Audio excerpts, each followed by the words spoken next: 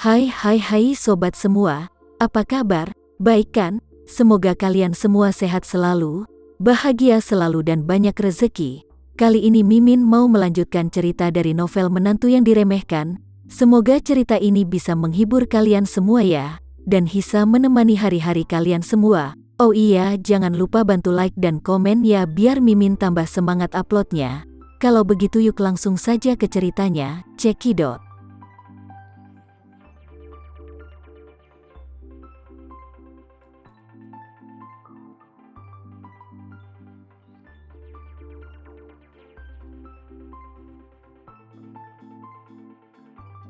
Alena tidak ingin masalah ini semakin panjang, jadi dia bertanya, "Oke, Bu, lalu kita mau sarapan apa ini?" Rika berkata, "Aku punya mie untuk sarapan, aku tadi masak mie tomat dan telur." Setelah selesai berbicara, dia melihat ke arah Tama dan berkata dengan datar, "Menantu yang baik, apakah kamu menyukainya? Nanti kalau kaki ibumu sudah sembuh, aku akan membeli semua jenis makanan lezat, ikan besar dan daging setiap hari, dan membuatkan makanan besar untukmu." Tama tersenyum dan berkata, "Bu, aku tidak pilih-pilih soal makanan. Kamu harus membuat makanan yang lebih enak untuk Alena." "Tentu pasti," Rika berkata sambil menyeringai, "Oh, emang sih. Kalau lagi masa program kehamilan, kita memang harus makan makanan lezat dan bergizi." Alena berkata dengan malu-malu, "Bu, kenapa kamu berbicara omong kosong lagi sih?" Rika berkata dengan serius, "Bagaimana ini bisa disebut omong kosong? Ibu itu sudah berpengalaman. Sebelum seorang wanita ingin punya bayi, dia harus sehat.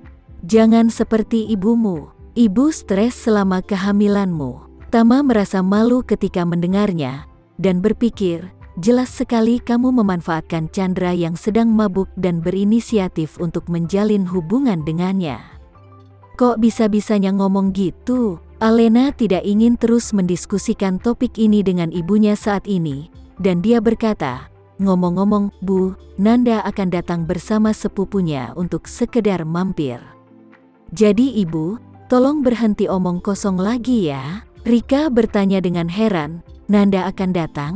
Dia belum kembali ke Surabaya?" Alena mengangguk, "Belum. Dia kan kerja di Houston Group, dan untuk hari ini semua karyawan kantor diliburkan. Jadi dia ingin mengunjungi rumah kita lalu pergi ke Surabaya untuk tahun baru." Rika bertanya lagi, "Apakah dia akan kembali bekerja setelah tahun baru?" "Iyalah," Alena berkata, "dia menyukai pekerjaan di Houston Group." Rika mendecakkan bibirnya dan berkata dengan serius, "Rasanya agak aneh." Alena bertanya dengan heran, "Ada apa?" Rika berkata dengan sangat serius, "Keluarganya kan sangat kuat, bagaimana dia bisa mencari pekerjaan di Houston Group? Dan dia telah bekerja begitu lama, kupikir dia pasti punya rencana lain." Tama tidak menyangka Rika mampu menilai Nanda dengan begitu akurat. Padahal, saat Nanda pertama kali tiba di Houston Group, dan Tama sudah bisa menebak motifnya. Keluarga Dinata pasti pernah mendengar bahwa keluarga Renza memiliki keturunan di Jakarta dan juga membeli Houston Group sebagai hadiah kepada penerusnya. Karena itu, keluarga Dinata merasa ini adalah kesempatan bagus untuk maju. Jadi Nanda diatur untuk bekerja di sana. Awalnya, Tama berencana mencegah Nanda untuk bekerja di Houston Group. Akibatnya, dia tidak dapat menemukan cara yang tepat untuk waktu yang lama, dan percaya bahwa dia akan segera meninggalkan Jakarta. Tapi siapa sangka Nanda malah jatuh cinta padanya. Apakah ini sebuah kebetulan? Dari saat dia mengaku kepada Tama, Tama tahu di dalam hatinya bahwa tidak mungkin wanita ini melepaskan diri untuk waktu yang cepat. Di sini, Alena mendengar ibunya mengatakan bahwa Nanda datang ke Jakarta karena dia sebenarnya punya rencana lain. Jadi dia tidak bisa menahan senyum. "Bu, emangnya kalau dia dari keluarga kaya, nggak boleh dia kesini buat kerja?" Rika tersenyum dan berkata, "Oke, kalau gitu aku mau tanya. Jika keluargamu memiliki kekayaan ratusan miliar, apakah kamu akan bekerja dengan gaji tahunan hanya beberapa ratus juta setahun?" Alena berpikir sejenak dan berkata, dia mungkin hanya ingin menjadi wanita mandiri, atau hanya ingin bekerja keras sendiri di tempat kerja lain.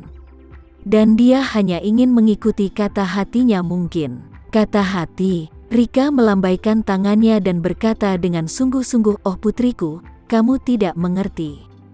Di dunia ini, orang miskin mungkin memiliki sedikit yang disebut kata hati, tetapi orang kaya pasti tidak." Saat dia berkata, Rika berkata dengan wajah tertentu, orang-orang kaya ini, semuanya adalah orang-orang yang tidak mau dirugikan.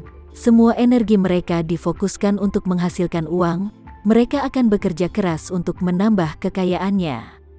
Jadi mereka nggak mungkin buang-buang waktu untuk mendapatkan gaji yang kecil kan? Satu-satunya penjelasan adalah bahwa dia menyukai sesuatu di kota ini. Mungkin ada harta berharga yang tersembunyi di Jakarta. Alena berkata tanpa daya, "Bu, ini adalah hal yang nggak penting. Bagaimana kamu bisa mengatakan itu sangat serius?" Rika berkata dengan sungguh-sungguh, "Ih kamu nih. Ketika aku masih muda, aku mendengar nenekku mengatakan bahwa kampung halaman mereka berada di lereng gunung. Dan mereka tidak pernah melihat orang asing datang sepanjang tahun.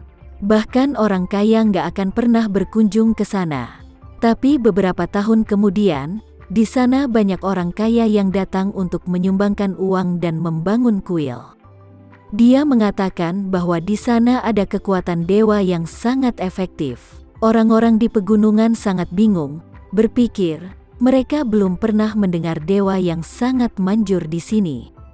Jika ada dewa yang nyata, bagaimana kita bisa begitu miskin dan makan dengan apa adanya? Ini tidak logis bukan?" Alena mengangguk, "Aneh ya." Rika berkata, "Kemudian sudah seperti ini selama beberapa tahun. Lusinan kuil besar dan kecil telah dibangun, tetapi semua orang masih miskin dan sekarat, sampai seorang detektif hebat dari Surabaya datang jauh-jauh untuk menyelidiki kasus tersebut di pegunungan itu. Semua orang menyadari bahwa orang-orang kaya itu datang ke gunung untuk menyumbang ke kuil untuk mencuri beberapa peninggalan kerajaan kuno." "Ah, perampok peninggalan," Alena berkata dengan malu-malu. "Bu, apakah kamu terlalu banyak membaca novel? Ada begitu banyak perampok peninggalan dalam novel?" Rika berkata dengan serius, "Hei, perampok seperti itu nggak hanya ada di novel. Di kehidupan nyata bahkan lebih banyak." Setelah itu, Rika menggulung lengan bajunya dan memberi isyarat dengan tangannya dengan penuh semangat, "Sudah kubilang, kuburan itu ada di bawah gunung di belakang rumah nenekmu. Tapi penduduk desa tidak pernah menyadarinya." Dalam beberapa tahun itu, semua jenis perampok menggunakan cara sumbangan untuk membangun kuil dan melubangi puluhan tanah di bawah kuil, hampir melubangi dasar gunung. Alena tersenyum dan berkata, "Bu, semakin banyak kamu berbicara, semakin misterius dirimu." Rika melihat bahwa Alena tidak percaya padanya, jadi dia tidak bisa menahan cemas dan berseru, "Dasar gadis aneh. Kamu bahkan gak percaya apa yang ibu ceritakan. Rumah nenek itu di belakangnya banyak kuburan dari zaman kerajaan. Dan tidak jauh dari rumah nenekku, ada sebuah kuburan terkenal. Kamu tahu Haihunhu?" Alena mengangguk, "Aku mendengar bahwa ini tampaknya penemuan arkeologi yang sangat penting. Ada apa dengan makam ini? Ada apa kamu bilang?" Rika bersenandung, "Sudah kubilang, alasan mengapa makam ini ditemukan oleh Departemen Peninggalan Budaya adalah karena ketika perampok itu merampok makamnya untuk mendapatkan beberapa peninggalan, mereka membuat khawatir penduduk desa terdekat.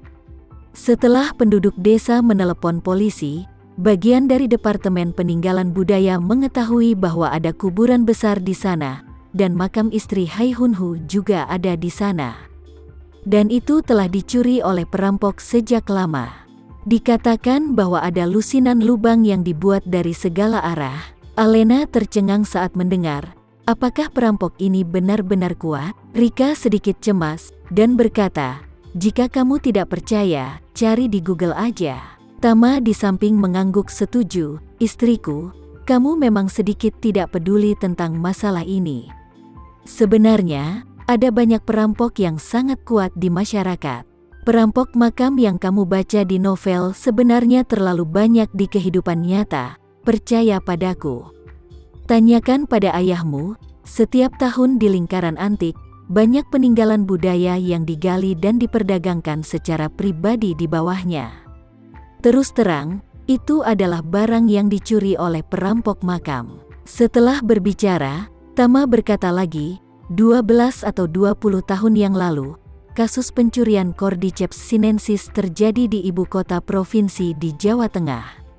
Sebuah toko yang mengoperasikan Cordyceps dicuri dalam semalam dengan 200 kg Cordyceps senilai ratusan juta. Tahukah kamu bagaimana cara pihak lain mencurinya?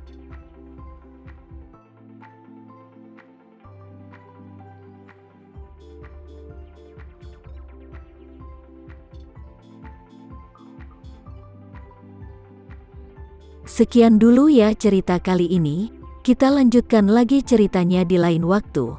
Oh iya, bagaimana menurut kalian? Semoga bisa sedikit menghibur kalian semua. Jangan lupa like, share dan komen ya. Untuk teman-teman yang baru nonton jangan lupa subscribe-nya. Hehehe, kalau ada teman-teman yang ingin gabung langganan bisa langsung gabung saja untuk dapat fitur yang menarik dan sedikit membantu Mimin. Terima kasih sudah menonton, sampai jumpa lagi. Bye bye bye.